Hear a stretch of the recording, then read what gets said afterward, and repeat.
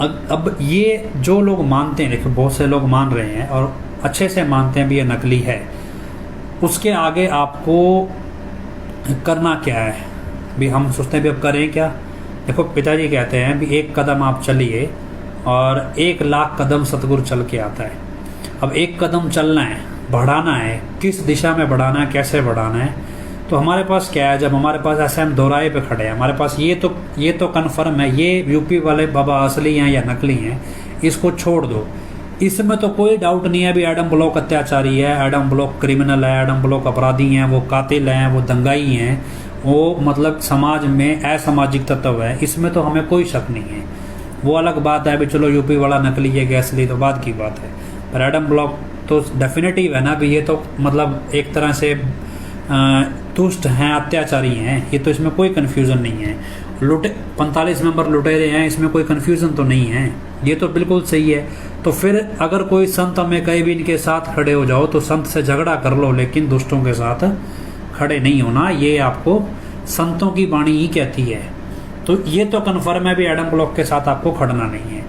अब रह गया कि ये असली है या नकली है, इस दोराहे पे आपको समझना है। तो आप सिंपल सा तरीका है, हजूर पिताजी ने एक बार बोला भी आपको कोई भी ऐसे मसले में खड़े हो जाओ तो 7 दिन घंटा सुबह घंटा शाम नाम जपो और सतगुरु से ही रास्ता मांगो ना, न्यूट्रल होके।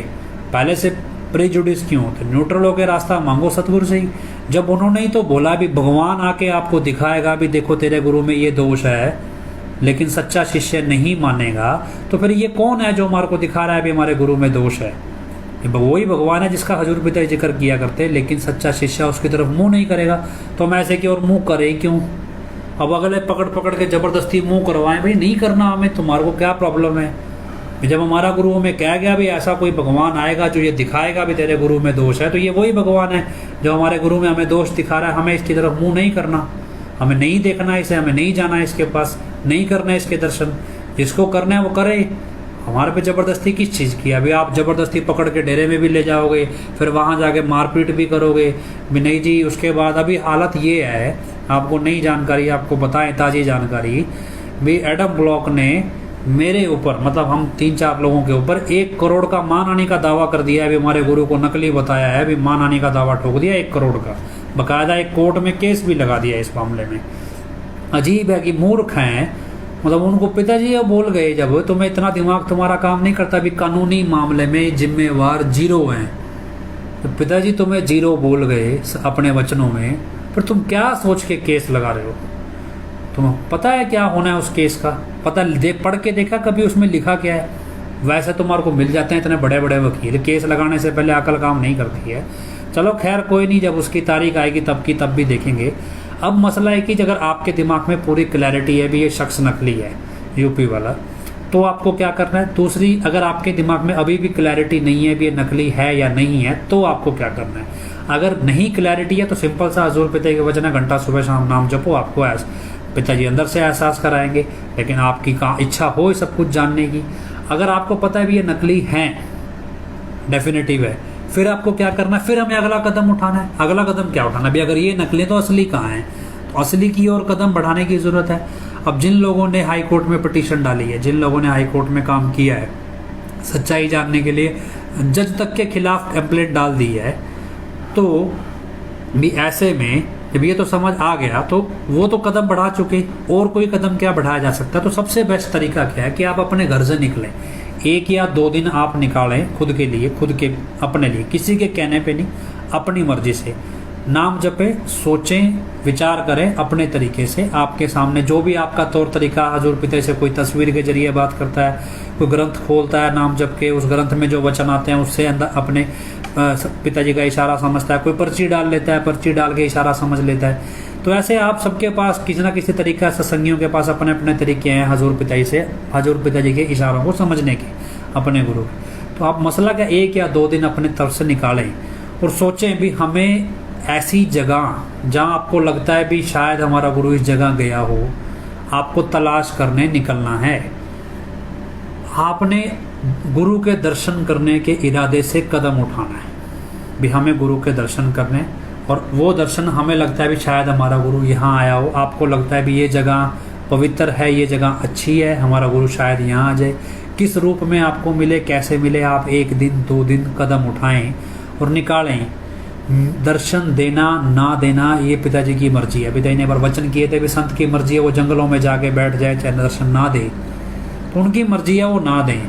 लेकिन शिष्य का धर्म है भी गुरु करे दूर दूर नेड़े आना ना छड़ दी, गुरु दे दरते सोने हुए आना जाना ना छड़ दी। तो आप गुरु की तलाश में कदम तो बढ़ाएं, ढूंढें, 1 दिन लगाएं, आधा दिन लगाएं, 6 घंटे 2 घंटे 2 दिन, जितना आपको लगे आप लगाओ, ढूंढने की कोशिश करो। आपका उठाया कदम बदले में गुरु 1 लाख कदम उठाएगा। आपकी नीयत होनी चाहिए गुरु के दर्शन करने की।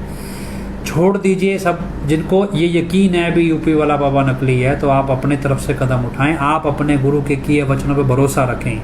ये काल है जो इस धरती पर दयाल की कीमत लगाने वाले शिष्य है, और कीमत क्या है भी अपना शीश दे के भगवान पाने की कीमत लगाने वाले शिष्यों की भावनाओं को ख़त्म करने आया है कि आपकी भावनाएं ख़त्म हो जाएं, आप दर्शनों की चाह जिस गुरु के लिए रखे बैठे हैं वो चाह ही आपके अंदर से ख़त्म हो जाए। इसलिए जितने भी पैसों के अहंकार में, परमार्थ के अहंकार में भी हम तो गुरु के नज़दीक जाके बैठ जाएंगे अपने पैसों के दम पे, उन सभी अहंकारियों को वो हवा दे रहा है और कुछ नहीं कर रहा है। जिनके अंदर गुरु मिलने की सच्ची भावना है वो इन पैसों के अहंकारियों के बीच में नहीं आएंगे, वो वास्तव में अपना गुरु अपने भावनाओं से ढूंढेंगे, अपनी भावनाओं से पाएंगे। तो इसलिए आप इस दिशा में बढ़ें, 1 कदम 2 कदम, 1 दिन निकालें, 6 घंटे निकालें, कहीं भी ढूंढें। आपको लगे भी मुझे यहाँ ढूंढना चाहिए, मेरे घर के पास ये तीर्थ स्थान है, मेरे घर के पास ये कोई आश्रम है किसी संत का, कोई भी आप ढूंढो, किसी से पूछो, कुछ भी करो, आपकी भावना होनी चाहिए। आपका हम सबका मिलकर 1 कदम 2 कदम उठाए, हमारे गुरु को हमारे नज़दीक आने पे मजबूर करेंगे। उन्होंने तो वचन दिया है ना कि हम आपके नज़दीक आएंगे, आप 1 कदम बढ़ाओ हम 1 लाख बढ़ाएंगे। तो जिन्होंने दूर किया है उन्होंने कर लिया, हमारा काम है गुरु को वापस पाना। हमारी गलती है, गुरु हमारे से दूर है, उन्होंने हमें मौका दिया है, मैं आप पाओ तो हमें कोशिश करनी है। तो अपना कदम जिस भी रूप में आपको स्मरण करके, पिताजी ऐसा नहीं मैं कहता भी मेरे हिसाब से चलो, जिस भी रूप में आपको पिताजी इशारा करें, आप अपने आप को जवाब देना है, अपने आप को, आपको अपनी आत्मा को, अपने गुरु को जवाब देना है। मुझे जवाब नहीं देना है, किसी मेरी टीम को जवाब नहीं देना, अपने आप को जवाब देना है भी मैंने अपने गुरु को ढूंढने के लिए कदम उठाया। अपने बच्चों को, अपने आने वाली पीढ़ियों को जवाब देना है। तो ये सारी चीज़ें आपको अपने आप से सोचनी है, अपने तरीके से कीजिएगा, अपने तक ही रखिएगा, मुझे बताने की ज़रूरत नहीं है। अगर आपका प्रेम सच्चा आपको गुरु मिलेगा, नहीं सच्चा है तो एटलीस्ट आपके इस कदम से आपके पाप गुनाह माफ़ करेगा, और माफ़ करने के बाद आपको भी हो सकता है आप नज़दीक आ जाए। जब भी गुरु जाहिर होंगे, जहाँ भी होंगे, जैसे भी होंगे, जब भी वो दर्शन देंगे तो आप, हमारा वो प्रेम जो है वो जीवित रहेगा, हम अपने आप से अपने गुरु से नज़र मिला सकेंगे। लेकिन जो ये पैसे के अहंकार में यूपी नाच रहे हैं जा जाके भी हम इतने पैसे परमार्थ दे के वहाँ बैठ जाएंगे, हम तो परमार्थ ही सेवादार, ये क्या है? ये भक्ति के अहंकार में कूदने वाले लोग हैं। आप छोड़ दीजिए, यहाँ पे सर्वस्व खत्म करना पड़ता है, अपनी हस्ती मिटानी पड़ती है, तब जाके गुरु मिलता है। जरूरी थोड़े ही भी परीक्षाएं जो गुरुओं ने पिछले जन्मों में, पिछले समय में ली हैं शिष्यों की, वैसी ही परीक्षा लेंगे। हर बार परीक्षा का रूप अपना अलग होता है, अलग तरीके से होता है। हो सकता है ये परीक्षा अलग रूप से हो, ऐसी परीक्षा पहले कभी ली ना गई हो। असल में क्या, जब पिताजी ये बात बोल गए भी भगवान आके कहेगा भी देख, दिखाएगा कि तेरे गुरु में दोष है, लेकिन सच्चा शिष्य है उसके इशारों की तरफ निगाह नहीं करेगा, तो ये क्या दिखा रहा है हमें? ये यही तो दिखा रहा है ना कि हमारे गुरु में दोष है। भैया एक वो नई राधे माँ तैयार करनी शुरू कर दी है, कहने को रूहानी दीदी माँ कुछ बना दो, वो जैसे राधे माँ पार्ट 2 वो तैयार करना शुरू कर दिया है, और ड्रामा वीडियो बना बना के भी करना शुरू कर दिया है।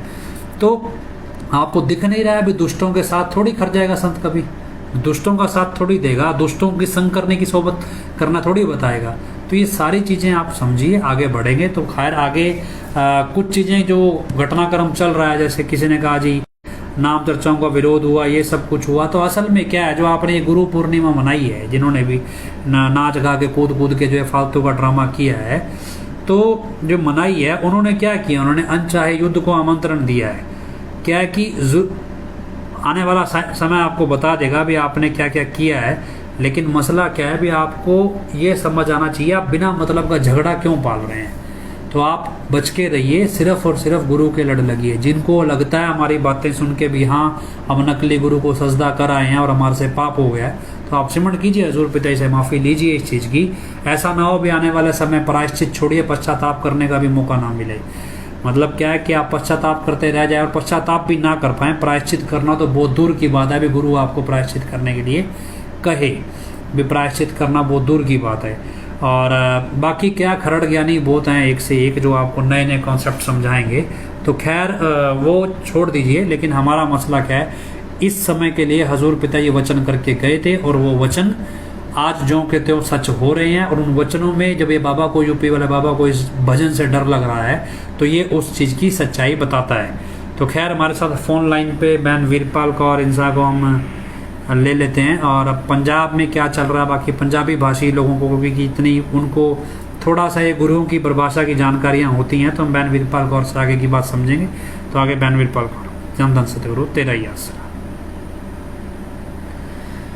धन धन सतगुरु तेरा ही आसरा। तो आवाज आ रही है? हाँ जी, हाँ जी।